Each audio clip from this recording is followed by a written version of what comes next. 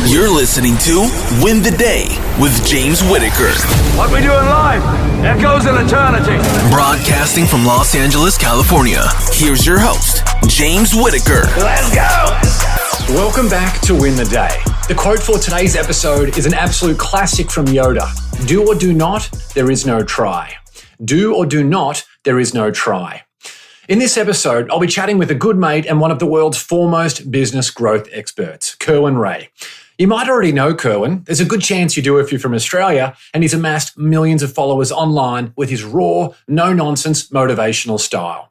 In an extraordinary career, he's helped more than 100,000 businesses in 150 different industries in more than a dozen countries to achieve better results. He's also host of Unstoppable with Kerwin Rae podcast. But Kerwin certainly had to attend the School of Hard Knocks to get to where he is today. At 7 years old, he was diagnosed with dyslexia, ADHD, and other learning difficulties. At 15, he had the first of 7 near-death experiences, and at 19, he became addicted to drugs. It looked like the stars simply wouldn't align for his life, and he hadn't even read a book in full until he was 23, which is coincidentally the same year he started his first business. Then a series of transformational moments occurred that made Kerwin realize he had far more potential than he ever thought possible. At that point, he realized that his rollercoaster journey through difficult lessons and significant hardships had actually equipped him with an unparalleled ability to help others succeed, and he's been kicking massive goals ever since. Incredibly, he was one of the few people on the entire planet to properly foresee how dramatically things were going to change as a result of COVID, and he pivoted his business accordingly. In this interview, Kerwin and I talk about the most transformational moments that took him from believing he was stupid to feeling superhuman, the exact methods he uses to improve his own performance each day, how he read the tea leaves for the pandemic and was able to use it to his advantage, the parenting style he has with his 6-year-old son Noah, how to balance hunger for future achievements with happiness in the present, and a whole lot more. You'll certainly be ready to win the day after this episode. Let's get into it.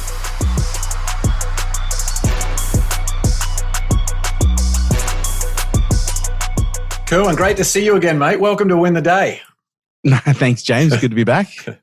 Well, you're known for your amazing energy and larger-than-life presence, whether it's on stage, in the office, like we were just talking about, or on the virtual streams that we're doing in this new world we're in. Who were you before the bulletproof Kerwin Rae that we see today? Probably the Swiss cheese version of Kerwin Rae, because filled full of holes. I wouldn't say, I'm bulletproof, but I'd certainly say that, I've always had this, a certain aspect of my personality is quite persistent. And I think that's played out through my life in a number of different ways. But look, it's hard to say. Like, if you can give that question some context, because like anyone, mate, we've all been through so many different experiences in life. And I can honestly say I've probably lived, 4 or 5 different lives in the lifetime that I've had right now. So it's like asking me, who was I before this version, or who was I before the version before that? But I guess you could say I've always been a version of someone that's, really enjoyed helping people. I'm someone that natively likes to help. I'm someone that natively likes to support. It's just something I do instinctively. And I think that's played out in a range of different ways. It's been able to support me and many other people in the process. Sure. Well, it's interesting. The question that I've got here, I think, will provide a bit of an insight into that, because you and I, we're acutely aware of the power of the mind. It's what we do with our work, and we both love helping people. And we know that just as we can think and grow rich, we can also think and grow poor. And what I was wondering, when you were diagnosed at the age of 7 with things like ADHD and told that you had learning difficulties and dyslexia and all these different things, how did those labels shape your younger years? And how do you feel about putting labels, good or bad, on children these days? Yeah, look, I think at the time, I don't think I gave much credence to the labels. It was more the description and how I was treated as a result. I didn't really understand at the time ADHD and dyslexia. I just knew that I found it really difficult to learn at school. I found it very difficult to concentrate. And, the teachers often made a point of making it known that I was different to everyone else in that capacity. So for me, I guess you could say, there was a suggestion that was given to me at a very early age. I can't remember, that I was stupid by someone in my immediate family. And I guess you could say in many respects, I grabbed onto that that label of being stupid, and then I started to manifest that in a whole range of different ways. And I'm sure one of those ways was ADHD, dyslexia, but just ultimately the experience of really struggling in the learning space. Yeah, can you take us into that moment from when you shifted your mindset away from that mindset of being stupid or having the illusion of being stupid to feeling like you had power, that moment for the first time that your destiny was potentially much brighter than the story that you'd been told till that point? Yeah, that's a good question. I actually remember where I was. I was actually in Brisbane and Carindale. I was managing a fitness equipment store at the time, and I was reading a book called Think and Grow Rich. Sorry, what's it called? Dr. David Schwartz. It's a classic. Magic of Thinking Big, is it, or the power of the magic of thinking big? That's it. Yeah. The magic of thinking big. And I remember reading that book.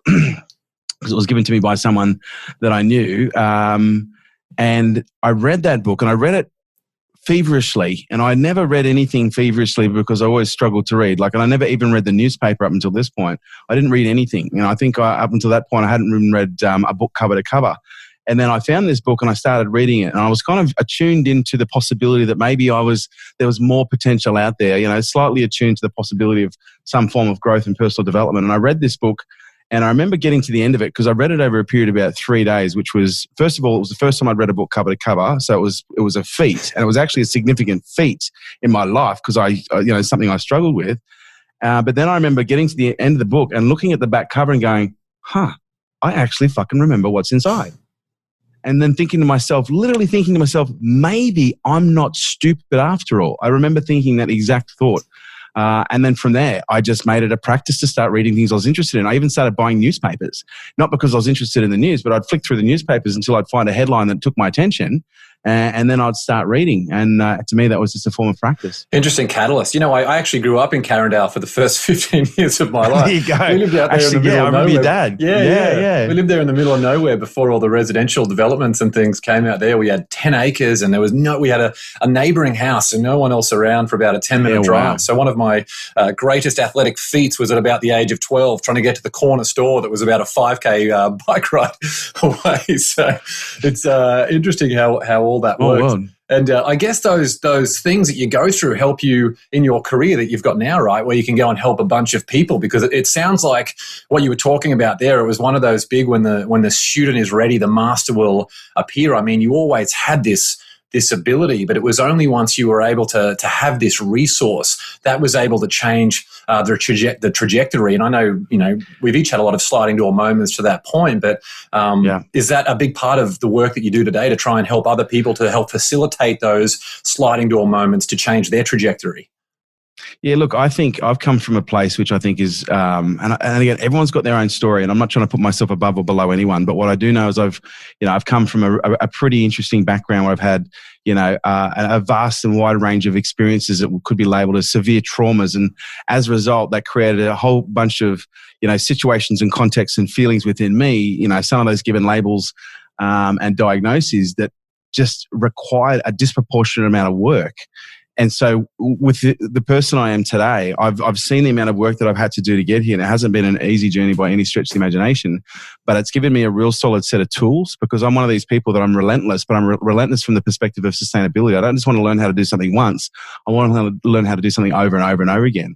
And so for me, through this process of learning how to develop and grow myself, I feel very grateful that I've, birthed some incredible tools that are incredibly powerful, that when I sit down with anyone, and I can look at anyone, James, and it's hard to look at anyone, as anything other than what they are, which is an individual with their own experiences. But knowing where I've come from, I haven't met anyone to this day that I can't look at them and go, nah, there's still hope for you, because there is. And that's the beautiful thing about being human, is we all have this capability to grow. We all have this capability to change and transform.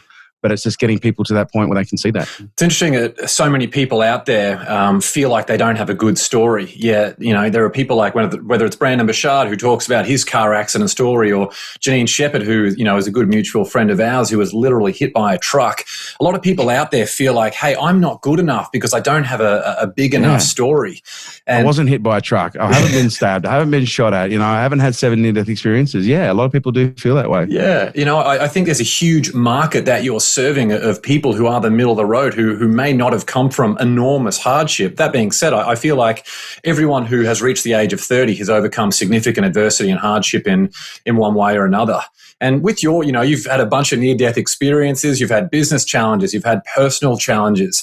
Was there one of those challenges in particular? What was the most significant one of those challenges where you were able to identify an equivalent benefit or advantage from? Look, I think probably one of the biggest challenges I've had to go through in recent times was probably the separation from my wife about 3.5 years ago. And that was mainly because of, I grew up in a single parent household, and I had these dreams and these ambitions of creating, a family-like environment, in my own house. And when that when that didn't come to fruition, I feel very grateful. My ex-wife Kristen's an incredible human being, and we've separated incredibly consciously. But at the time, I was having this massive ideal shattered. This ideal of a mum and a dad and a family that we're going to have these big Christmases and these lives together. And so when that started to come undone from the perspective of the ideal, it required an enormous amount of work for me to balance the perspective and go, okay, well, where's the benefit in this? How's this serving me? Especially considering a significant body of my work is around relationship dynamics, and I'm now going through my own relationship breakdown myself. So for me, it was beautiful, and I'm so grateful. But I'm one of these people that whenever I experience challenge, I just embrace it really strongly. I love challenge. I love doing things that are hard. And when we went through that period, it was very difficult, but it was very easy to see the benefits when you're looking for them. And one of the most incredible benefits that I received was all of a sudden I became a full-time dad, 50% of the time, instead of a part-time dad 100% of the time. And that was absolutely transformational for me. And that changed my life in every single way, shape and form, to the point where I look at that one aspect and go, it's in balance. I'm good. It's all good. I've got nothing to regret and everything to be grateful for.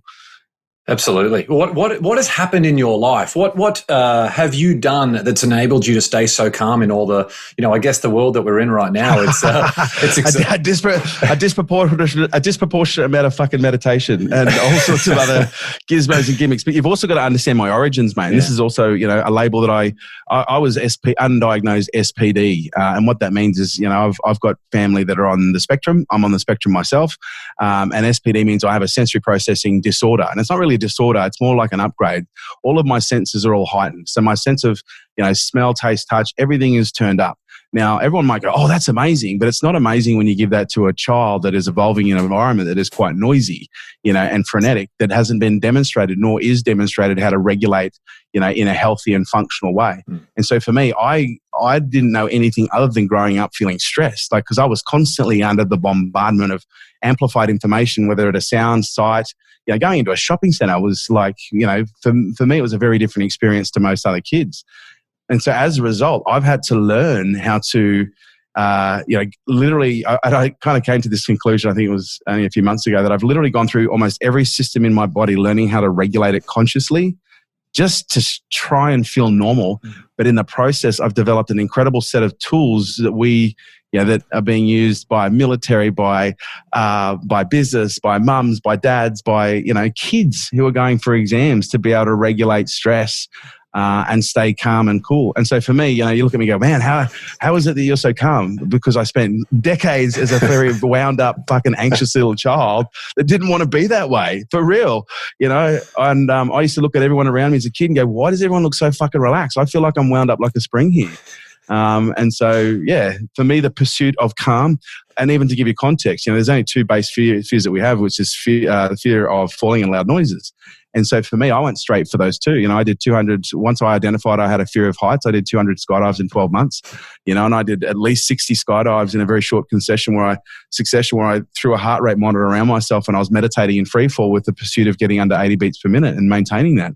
And that's not normal by any stretch of the imagination, but you've got to understand, if you can learn to meditate in free fall, flying at 200 and something, 24 Ks an hour towards the ground, you can fucking meditate anywhere.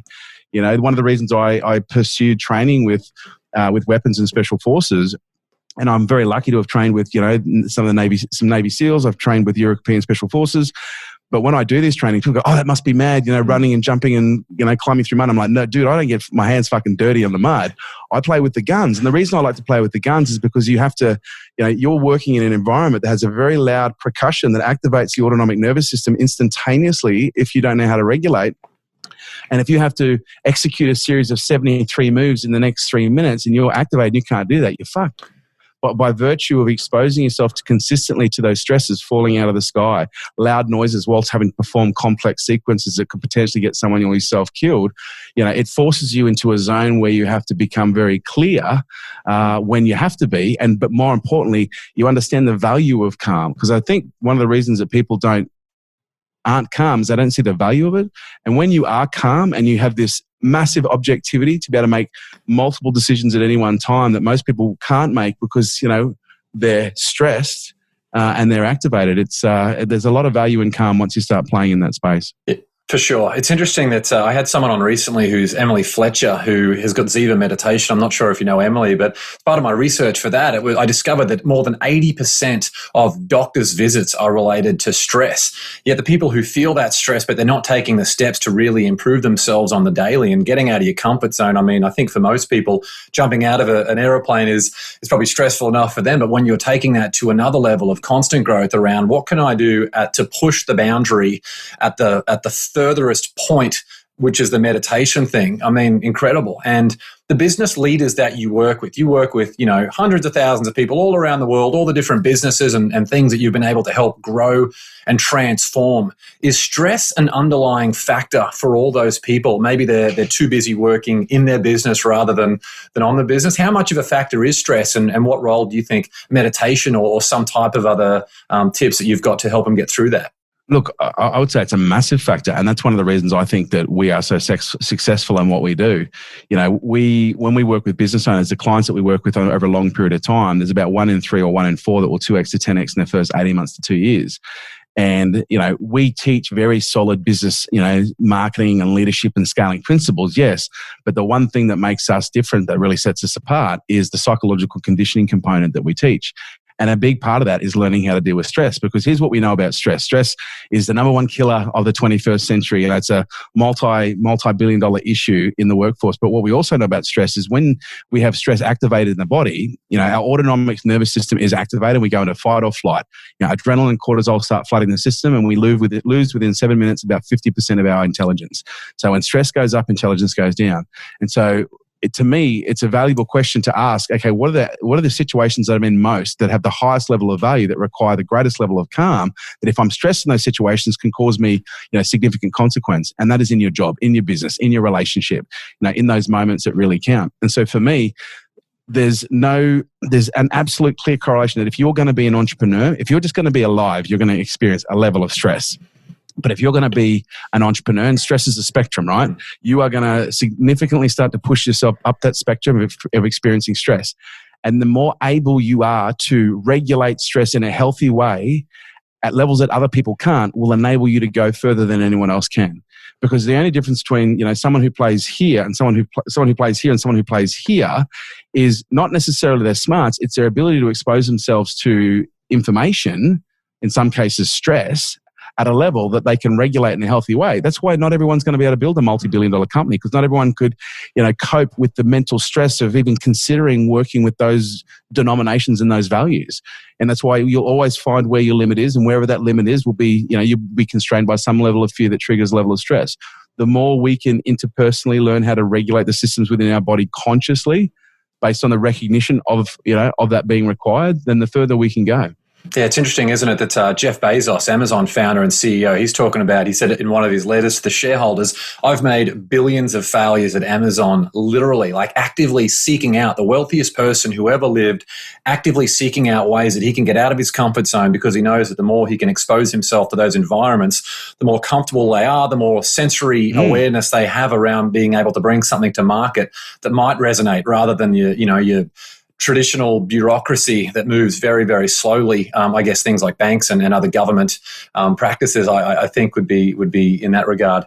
And I heard you recently talk about career transitions. You mentioned that you had a 2-year break. I think it was around the age of 33 when you were between business ventures and you were trying to figure out your next move. And eventually you stumbled across, or maybe not stumbled so much. Eventually you reached that point of the business that you're in now. How were you able to take that time, and what did you do that enabled you to find that business and that path that you love? Yeah, look, I did at the age of 32 or 33 what I probably should have done at 18, 19. I just took some time off because I went straight out of school. Like I was working 4 jobs in school from year 10 or year 8. From the moment I could work, I was working multiple jobs. And so I never took any time off. And at the age of 32, I just got out of a venture. I had some money in my pocket and I was like, you know what, I'm going to take some time off. And I did. And I took some time off living on the northern beaches of Sydney. And I just took enough time. And I think this is I think this is something that everyone should be open to. I took the time to get bored. And the reason I think that's important is because it's not until we get bored that we get really curious. And, my life as I said, I've lived many different iterations of my life. My life is very full and very rarely does it ever get boring. But this is one stage of my life that I got to where, I had basically done everything I wanted to do from a financial perspective. And I was like, well, maybe I want to retire now. I took that time out and then I started looking at who was I surrounding myself with in that phase, and I was playing, sometimes golf a couple of times a week with 74-year-old men who would sometimes accidentally piss their pants when they hit a good drive. And that to me I wasn't looking at my proximity circle and go, fuck, these guys are inspiring me to stay retired. I'm like, fuck, what have I done? What have I done? You got to piss your pants on your drive just to fit in. Oh, and, and I'm pretty sure a couple of even, followed through. But for me, I had to get to the point where I was so bored where I was like, right, I've got to do something. I'm going out of my fucking mind here. I've got to do something, but I don't need to. Well, let's put yourself in a situation where you have to. And after 2 years, I got to the point where I spent all my liquid capital. And if I wanted to keep living, I had to start, selling assets. And I was just like, yeah, no, fuck that. And that's when I was like, right. I sat down on the beach, Bungan Beach, in the northern beaches of Sydney with a notepad and my cat. I have a Bengal and he's like a little leopard that thinks he's a dog. And I just started writing down, what do I love to do? And I kept coming back to teaching. I love teaching. I love speaking. But I was quite jaded because when I'd come out of the industry 2 years previous, and I'd worked in a range of different businesses and I'd seen quite a different, like you probably yourself, mate, I'd been exposed to both sides of the seminar industry. And I was just like, I had no interest in coming back to the seminar industry. But when I sat down to identify what do I really love, I love to teach, I love to help, I love to serve. And I was like, well, where I do that greatest is when I'm speaking. But no, I said I'd never do that again. And it was like, oof. So it was in that moment. And I remember it was a Tuesday afternoon on that beach. It was a little bit overcast and the waves were pumping. I made the choice that I was not going to take the stage and say anything that I wasn't actually doing. And I gave myself a little bit of a veto. I gave myself a 95% congruency. And that 5% was I can only talk about things that I'm going to do, okay, but I have to do them. So in that context is, for me, don't talk about it unless you're fucking doing it. Don't talk to it unless you've got experience. Or don't say you're going to do it. And if you say you're going to do it, make it clear. I haven't done this yet, but I'm going to. And so for me, that's a big part of our brand and what we do is just being really, being quite genuine and authentic to what we do. Yeah, and I think that really comes across in everything you do. And it reminds me of what you said at We Are Podcast House Sessions event a few months back when you were talking about leadership. It's not a badge, it's a behavior, leading by example. And taking that time to explore that intellectual curiosity. I've got to connect you with a friend of mine, Michael Fox, who had a company called Shoes of Prey, the world's first. The women's custom shoe that he lost $25 million US of their investor money. And then he after 10 years, and his marriage broke up, and then he went to Europe with his new partner, who's now his wife and the mother of his children. And he just took 6 months to explore his intellectual curiosity. And that's what led him to that mission of wanting to end industrial agriculture. And now he's created a new business called Fable Food Co. that just launched into 600 Woolies stores. They've partnered with Heston Blumenthal and absolutely crushing it. Amazing story. That's great. I love that. Yeah, taking that time to actually get out of what you're doing and get bored, because there's people I talk to, myself included, often when you have that time, it's extremely hard once you've been an entrepreneur to stop working, to switch off.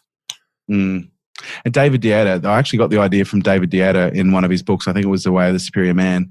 And he was talking about how oftentimes what men will do is they'll keep themselves distracted, which will prevent them from discovering their purpose when they stumble upon it.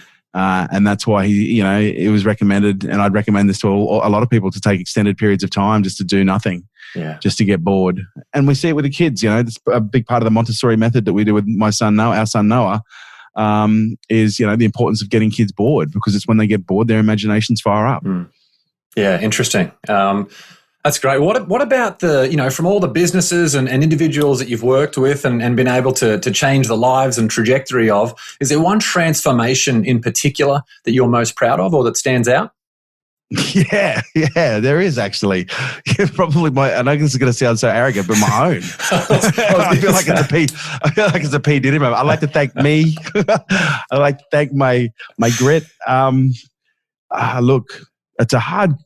Look, I don't know anyone as well as I know myself, so that's an honest answer, if I'm really honest, because I've seen where I've come from to where I've gone through, and it's been a phenomenal transformation. But if there's one other transformation, oh God, yeah, that's a good question. Actually, yeah, I'd probably say if there's one that really stands out in my mind right now, it's Matthias.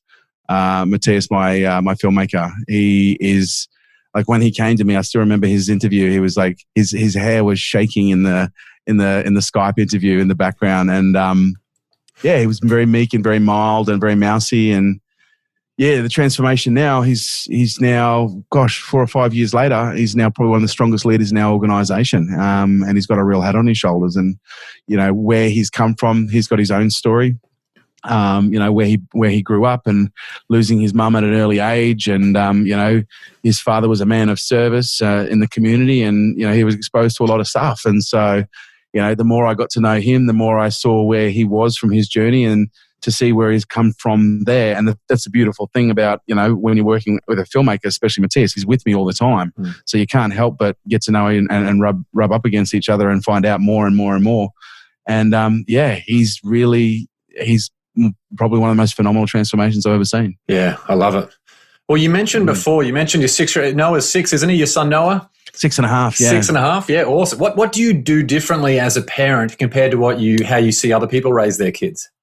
Oh fuck, I don't know. I don't look at what other people do with their kids unless it's in the line at Woolies or something. I was going to say shopping centres. But look, I'm like most other dads. I raise my voice every now and then, but the difference is, and this is probably the key difference, is when I do, I apologize straight away.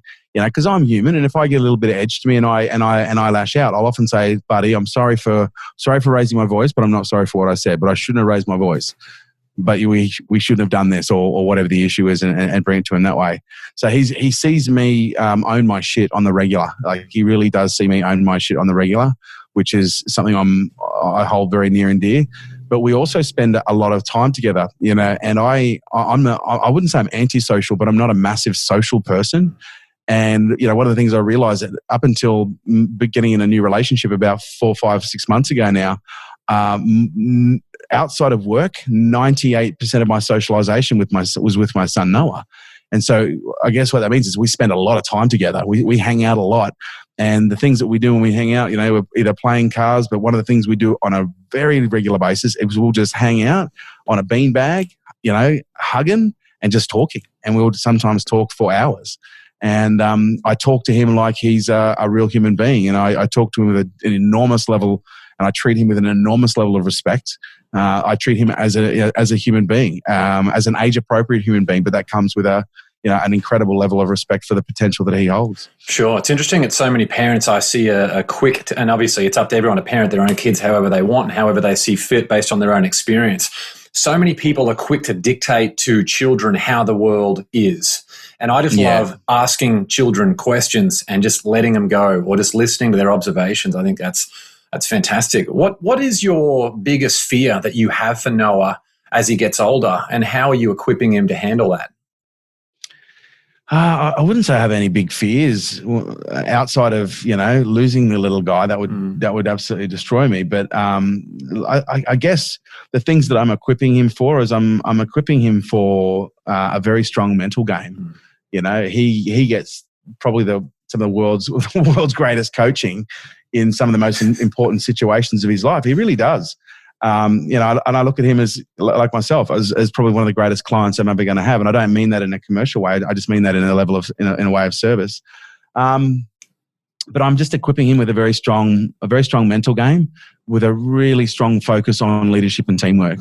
Like a disproportionate amount of our communication is around working as a team, working together, helping each other, being of service, helping people, and that kind of plays out in every context. And so, someone actually said to me the other day, how do you know you're successful? And I was like, okay, that's a fucking good question, but let me answer it in a really honest one. I said, I look at my son and I look at how he behaves in public. And it's not to say that every now and then he's not a bit of a cheeky monkey like other kids can be. He can be, but I look at the way that he treats a stranger. I look at the way that he treats the waitress. I look at the way that he treats, someone busking on the street, and he's the most polite, gentle, kind, loving human being that I've ever fucking met in my life. And so that to me is like success. Now just got to hold the standard for another 15 years to get him well on his way. But that's important to me, and it's and I think that's a big part of why I do what I do. Yeah. But I do a disproportionate level of socialization with my son. Yeah, it's important, isn't it? Just having that at FaceTime and Have you got anything that you focus on in particular around things that you can do to make sure that you're entirely present with him? Do you ever switch your phone to airplane mode, or leave it in a different room, or carve out certain hours? He's really good that if he's getting jacked off with the phone, he'll just give it to me straight. And so and we have a bit of a deal that if Daddy's distracted, he'll put the phone down, but also if he has to get an important call, he can take it. But this is one of the things that I do with my son that is maybe a little bit different as well.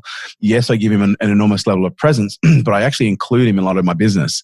He sits in on a range of different meetings. He's been in on planning meetings. He's been on sales calls. He's been on consulting calls. He's been on client meetings. If he's around, he's welcome to come into the meeting. And he knows he's just got to be quiet. And so, that's something that I enjoy exposing him to as well. Yeah, it's interesting. With a 15-month-old daughter, I am astounded at how much she actually remembers and picks up. But I can't imagine, a 6.5-year-old listening in and being present and participating in those, or at least observing those business meetings, is going to learn so much more than what other people might actually think. And it's hilarious because, to see him in a meeting, and if I'm giving someone, I remember I was in a meeting, this is early in February, and this is, I think, actually still in the office, and I was giving someone some coaching, some feedback, and Noah looked over at them, put his hand on their leg and said, "Don't worry, it's just because you're new." Oh, no, that's right. He turned to me, he goes, Dad, that's right. He turned to me and he goes, "Dad, just be nice to them. They're new." And I was just like, oh my God, this is hilarious. So, he's a pretty funny character. And that's why I say, like, I look at him and how he behaves, and him sitting in on these meetings and being involved in these meetings, like you say, they hear everything.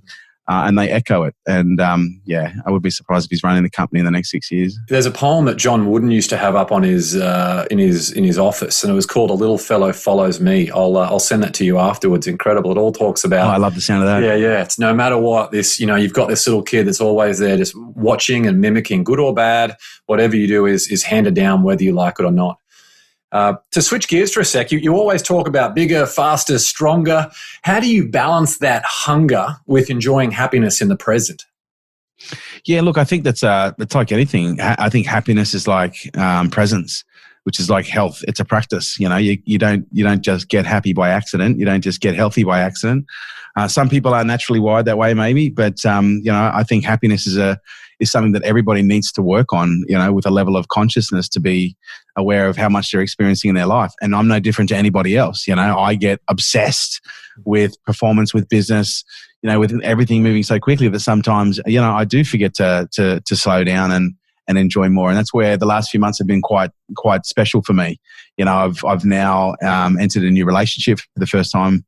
Now 3.5 years, almost 4 years, and I've been spending more time in the family environment and spending more time, bathing in a sea of happiness that is inspired by a different value to business at a higher level. Because I always bathe in the family value with my son, but to be putting myself back into the context of, a family unit, it's brought an enormous amount of happiness for me and awareness to the importance of managing that balance moving forward.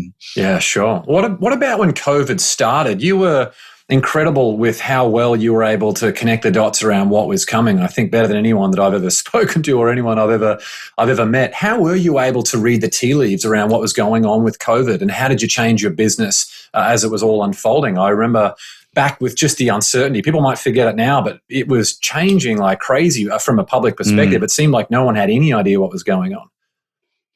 Yeah, look, I guess you could say, one part luck, one part smarts, one part timing. I'm someone that's I naturally gather information every day.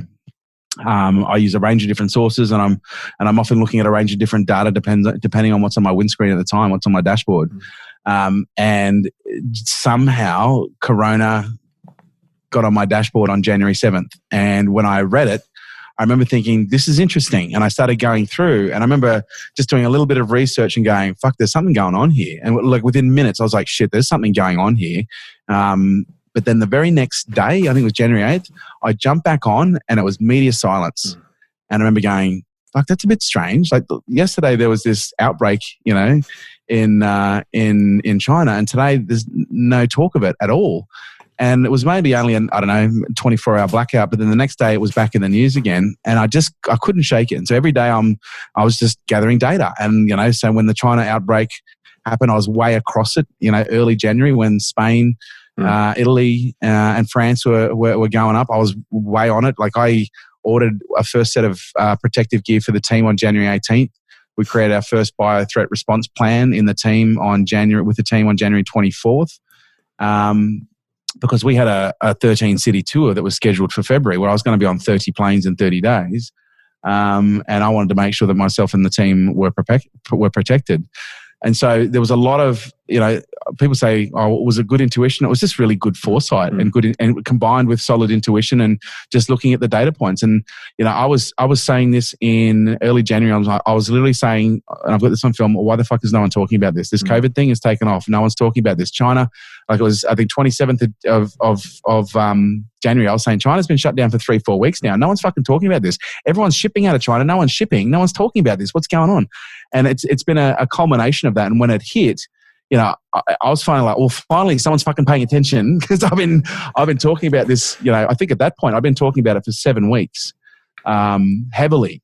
And I'm talking to my clients and I'm telling my clients, and and as a result, we were very well insulated. And it's so funny because when I first went to my team and said, "Oh, this event will get cancelled," they were fighting. They go, "No, it won't get cancelled. It won't get cancelled." And not only did that event get cancelled, we ended up shutting down the event that we were just about to go into. Like 2 weeks later, we shut it down halfway through. And I had team members arguing with me saying, "No, that's not going to happen. It will never happen. That's impossible." And I was like, "Oh, it's impossible. It's going to fucking happen, and everyone needs to get their head around it now." And so for me, I was going to say, for some context around that was 6 weeks. When you ordered all that protective equipment, that was 6 weeks before the US stopped the first flights from Europe, I believe, from memory. And it was also around the same time that there were, I think it was Nancy Pelosi who was telling people, come down to Chinatown in San Francisco where we're open for business. Come outside. There's nothing wrong. To make that call 6 weeks before the US, obviously receiving a hell of a lot of flights from China every single day is incredible. Yeah, and it supported us well, and it's kind of birthed a new division in the company. We now have, I guess you could say, a small intelligence division in the company now that just gathers data, and it gathers data at whatever we point it at, and it's very helpful. And we're going to explore that moving forward. Yeah, I love it. One last question before we get into some good stuff in the Win the Day rocket round with some quick answers. What about the power of relationships? I see a lot of people, they want these instant monetization strategies. They want these magic bullets. Yet for me, and I suspect for you too, relationships have been by far the most valuable asset and the most valuable weapon in your arsenal. How have relationships played a role in the success that you have today? Oh, massively. I think if you look at any, because a relationship is a dynamic that's also on a spectrum, and we're all involved in them. It just depends on what types of relationships. Relationship with, our family, our intimate family, our team, our audience, our clients, and so. As someone who is a massive introvert, it's been a real journey because, I want it to be like, okay, I just want to help people and make money, but I don't want to talk to anybody. so that's not going to play out. But that's interesting because I see that playing out in a lot of clients that I've worked with over the decades where they go, well, I'm not really a people person. I'm like, well, neither was I. I had to fucking learn, because if you want to do anything well, you're going to require a team to do so.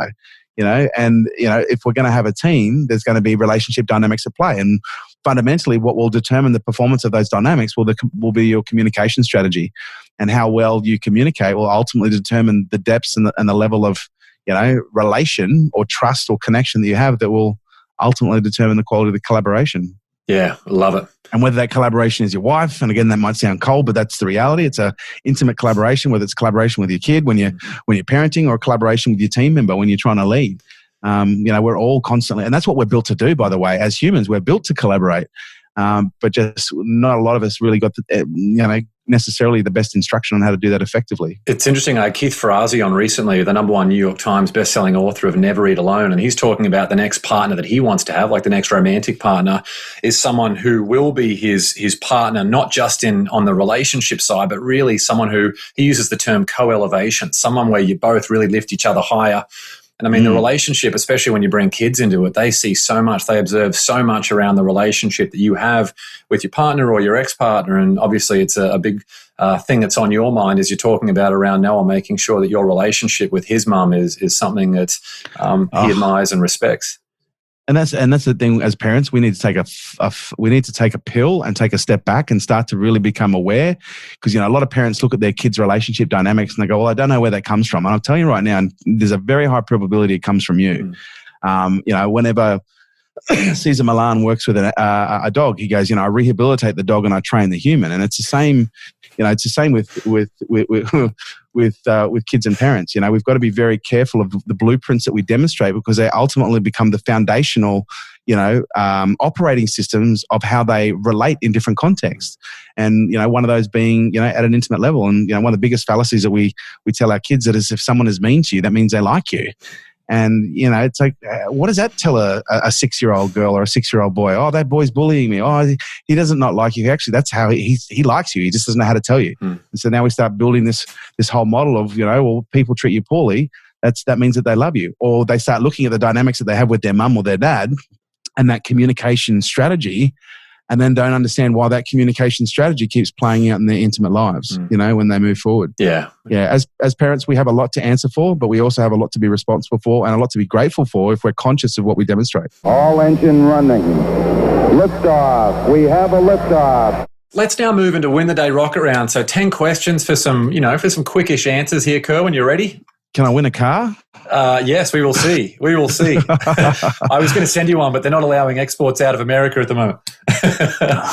Tesla, when you're ready. Consider it done. I saw Elon's actually the 5th richest person in the world now. His company Tesla is worth moving up. Yeah, worth more than Ford, GM, Ferrari combined, which is pretty amazing. He's certainly getting it done. Number 1, what quote inspires you the most? I'd say just get it done, but the one that probably epitomizes that the best is do or do not, there is no try. It's a classic by Yoda. Yeah, love it. Morning coffee or evening wine? Neither. What's one bit of advice you would give your 18-year-old self? You're going to fuck it up. It's okay. What book do you gift the most? Ooh. Oh, gosh. Oh, that's a doof. I'd probably say Extreme Ownership. Jocko Willink. Yeah, great book. Was there a vulnerability you once hid within that became your superpower? Yeah, insecurity. Insecurity became my vulnerability and that became a superpower. Number 6, what's one thing you've learned about failure? It's important. It's required. It's essential. And the more consciously you do it, the less you have to do it long term. Number 7, if you could sit on a park bench and have a conversation with someone alive or dead, who would it be?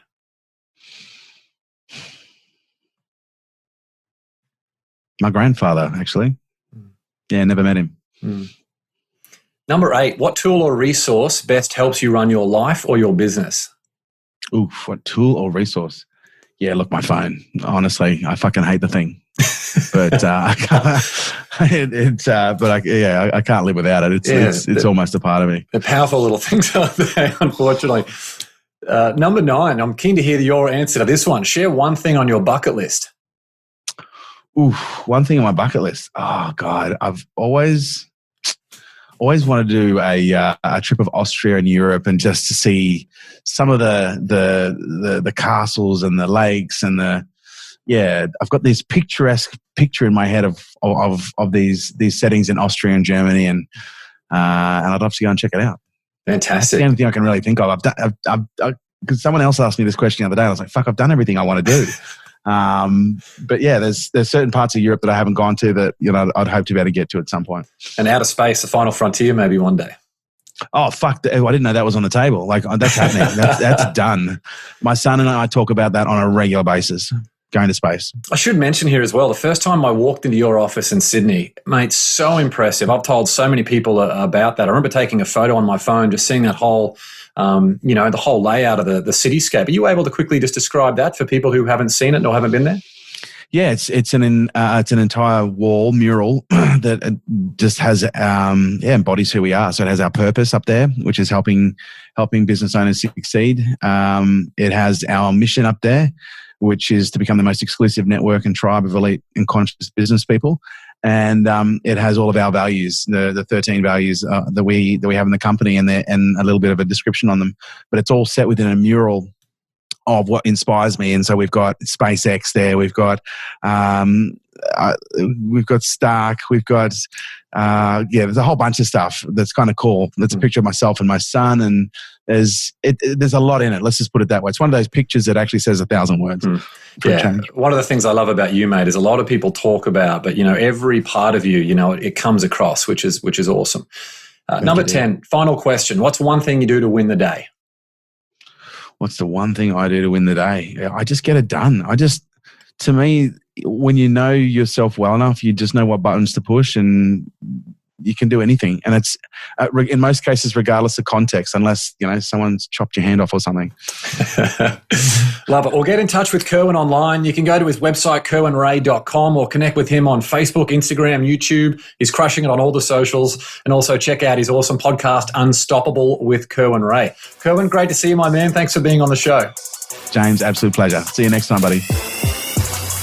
I hope you enjoyed that interview with Kerwin. He's got some incredible lessons on the power of the mind and how, with the right plan, we can achieve anything we want in life. It's also an insight into how we can convert pain from the past into being a bigger asset than we ever could imagine.